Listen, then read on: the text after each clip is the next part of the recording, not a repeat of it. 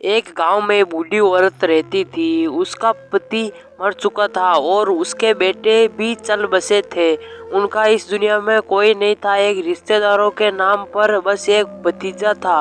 बूढ़ी औरत उसके लिए उसका पति और बच्चे बहुत सारा पैसा छोड़ कर गए थे, जो अब वो भतीजे के नाम पर हो गई थी। भतीजा पैसों के लालच में ही बूढ़ी औरत को अपने घर से ले गया था। भतीजे का नाम रामकिशन था कि रामकिशन की पत्नी का नाम लीला था और उसके 3 बच्चे थे। बूढ़ी अम्मा को वह ना तो टाइम पर खाना देता था और ना ही उनकी देखभाल करता था। बस उनके पैसों का उसे लालच था, इसलिए रामकिशन ने उसे अपने घर से रखा था। रामकिशन के अपने बच्चे को लड़ते ही बूढ़ी अम्मा को बहुत परेशान करते थे। कभी उनके ऊपर पानी डांटते तो कभी उसे नोचते थे। बूढ़ी अम्मा उन्हें पर चिल्लाती थी तो गालियां देती थी। जब उसे वह खाना खाने के लिए कुछ नहीं देते, रामकिशन की पत्नी लीला बूढ़ी अम्मा को रात का वह कुच्चा खाना ताने मार देती थी और बोलती थी कि बुढ़िया खा ले। रामकिशन की बेटी बूढ़ी अम्मा से बहुत प्यार करती थी। वे चोरी छुपे उसे हिस्से की मिठाइयाँ और खाना बूढ़ी अम्मा को देती थी। किशन के बड़े बेटे की सगाई थी और अंदर नाच गा रहे थी तो ढोल बजा रहे थे। पूड़ियाँ बने रही थी तो सब्जियों के नाम की खुशबू आ रही थी। बूढ़ी अम्मा सोच रही थी कि पता नहीं कब मुझे खाना देंगे। बूढ़ी अम्मा रामकिशन की पत्नी के डर से बाहर नहीं निकली।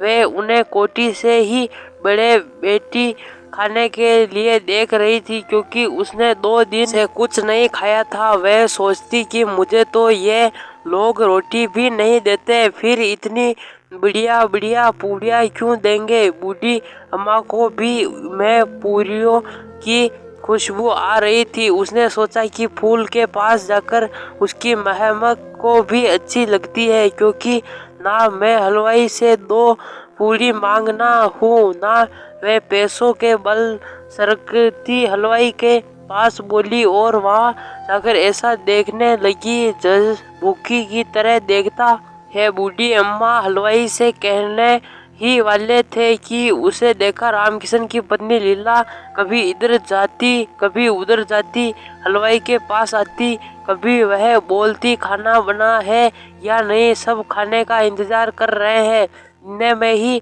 उसने बूढ़ी काकी को वहाँ देखा। वह ऐसी छुट्टी जैसे सांप नेवले पर सकता है और उसका हाथ पकड़कर अंदर ले गई। बोली, तुम्हारा पेट है या अच्छे से बेटा नहीं जाता? अभी तक भगवान को भोग भी नहीं लगाया और मेहमानों ने खाना भी नहीं खाया और तुम खाने के लिए बाहर कैसे आई? बूढ़ी अम्मा ना कुछ बोले ना रोई चुप सकती और अपनी कोठरी में चली गई और तैयार होकर मेहमान खाने लगे, कुछ अंदर कुछ बाहर। बूढ़ी अम्मा अपनी कोठरी में चली गई। बोली, मैं बाहर क्यों गई थी? मैंने बेकार में उसे गुस्सा दिया। अब वह मुझे खाना नहीं देगी। उसके पेट में वह पूरियों की खूबसूरत बार बार आ रही थी। वह सोच रही थी कि अब मैं एक प्लेट लगी गई होगी, अब मेहमान खाना खाने लग गए होंगे, आप के रस्म शुरू हो गई होगी। बूढ़ी अम्मा ने सोचा, अब बाहर जाकर देखती हूँ, अब तो सबका काम चल गए और होंगे। उसे रहा नहीं गया और वह दौरान उसकती हुई बाहर आ गई। उसने आकर देखा, अभी तो कोई उंगलियां चाट रहा था, कोई दही पी रहा था, कोई पूरियां खा रहा था और सब कुछ बूढ़ी अम्मा को देखते रहे थे और बोल रहे थे, बुढ़िया कहाँ से आई है? इतने में रामकिशन ने अम्मा को देख लिया। देखते ही उसने पूरियों का थाल नीचे गिरा दिया और गुस्से से बोला, तू यहाँ क्यों आई है? और घसीटते हुए वापिस कोठरी में ले गया। रामकिशन की बेटी लाडली ये सब देख रही थी। उसने बड़ा दुख हुआ। उसे वह चिल्लाई और बोल, अगर मेहमानों से पहले अम्मा खा लेंगे तो क्या बिगड़ जाएगा? ये मेहमान भी तो खाना खा रहे हैं। पर वह अपने माता पिता के डर से उसे और कुछ ना कर पाई। उसने मुझसे हिस्से की पूरियों एक बर्तन में रख दी कि बाद में अम्मा को दे देगी। उस मेहमानों चले गए। रात में उसकी माँ और पिता की सो गए। तब वह चुपके से उस अम्मा की तरफ जाने लगे। जब राम किशन घसीटते हुए लाया है तो उसने हाथ पैरों में पत्थर चोट लगी गई थी और वह बेहोश हो गई थी। उसे कुछ याद नहीं था। अब अम्मा को थोड़ा बहुत होश आया। उसने सोचा अब तो सब मेहमान खा कर चले गए होंगे। इसे पूरी की वजह से बेकार से इतनी चोट खाई, पर वह भूखे पेट का क्या करूं और कैसे तुम क्या काम। अब तो सब कुछ खत्म हो गया होगा। इतने में बूढ़ी अम्मा को आने की आवाज सुनाई दी। उसने कहा कौन है। लाडली बोली अम्मा मैं हूँ, आपने लिए खाना लाई हूँ। बूढ़ी अम्मा बोली तुम्हारा माँ ने दिया है। कहा नहीं, ये तो मेरे हिस्से की पूरियाँ है। वह उसमें सिर्फ 4 ही पूरी थी। अम्मा ने वह जल्दी जल्दी खाई। अब हम पूरियाँ को खाकर भूख लगने लगी। बोली ले जाओ लाडली इसे। कहा अब तो अम्मा मुझे मारेगी। अम्मा ने कहा तो तुम वहाँ ले। जहाँ मेहमानों ने खाना खाया था, रमेश उस बूढ़ी पिता की भी अब इस बात को मानने लगे हैं। आखिर उनका सारा ही उनका लाडका है। अब रमेश की शादी हो जाए तो बहुत अच्छा होगा। लेकिन इस बारे में रमेश कुछ नहीं कहता है। वह अपने पिता से कहता है कि अब मुझे शहर जाना है क्योंकि कंपनी की छुट्टी समाप्त हो गई है। बूढ़ी पिता सही से वह भी नहीं कर पाए थे कि उसे जाना था। अब उसे कहा गया कभी वापस नहीं आएगा। ये बूढ़ी पिता नहीं जानता था। वह तो यही सोच रहा था कि अब जब वापस आएगा तो उसकी शादी कर दी जाए तो अच्छा होगा।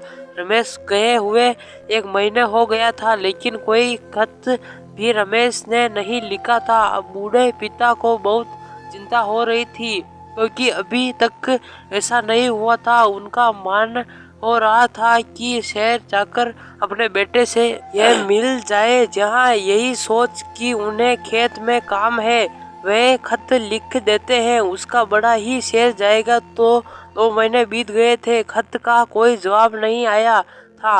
अब बूढ़े पिता की चिंता बहुत बढ़ गई थी। उसे अब ऐसा लग रहा था कि उन्हें शहर जाना चाहिए। अगले दिन बूढ़े पिता शहर जाने के लिए तैयार हो गए थे। तभी रमेश आता है। बूढ़े पिता उसे देखते उससे बाद उन्हें बहुत अच्छा लगता है क्योंकि सब ठीक है। उसकी चिंता अब समाप्त हो गई थी। लेकिन रमेश उन्हें साथ कोई और भी आया था। वह रमेश की पत्नी थी जिससे रमेश से शादी कर ली थी। यह देखकर पिता को यकीन नहीं था। अब नहीं लग रहा था कि यह रमेश सब कुछ कर सकता है बिना बताए कि रमेश ने शादी कर ली।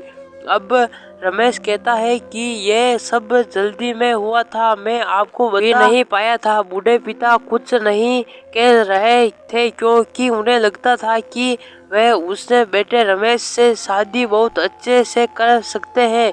लेकिन यह आसमान भी उनका चला गया था। रमेश की पिता उसे कुछ नहीं कहे क्योंकि उन्हें लगता है कि जो हो गया अब उसे कुछ नहीं हो सकता। लेकिन उसे बूढ़े पिता नहीं जानता था कि रमेश गांव में नहीं रुकना चाहता था क्योंकि उसे शहर जाना था। बूढ़े पिता को जब बहुत बुरा लगा जब रमेश ने कहा कि अब हम यहाँ बहुत कम आएंगे तो उन्हें शायद पसंद नहीं है। शायद इनका मतलब यह था कि रमेश उन्हें चिंता को साथ भी नहीं रखना चाहता। जीवन में कभी भी ऐसा क्यों काम न करे जिससे तकलीफ बहुत बढ़ जाए। तो दोस्तों ये कहानी आपको कैसी लगी नीचे कमेंट बॉक्स में जरूर बताएं और चैनल को भी सब्सक्राइब जरूर कर ले। तो दोस्तों हम मिलते हैं किसी नई कहानी में, तब तक के लिए thank you for watching, bye.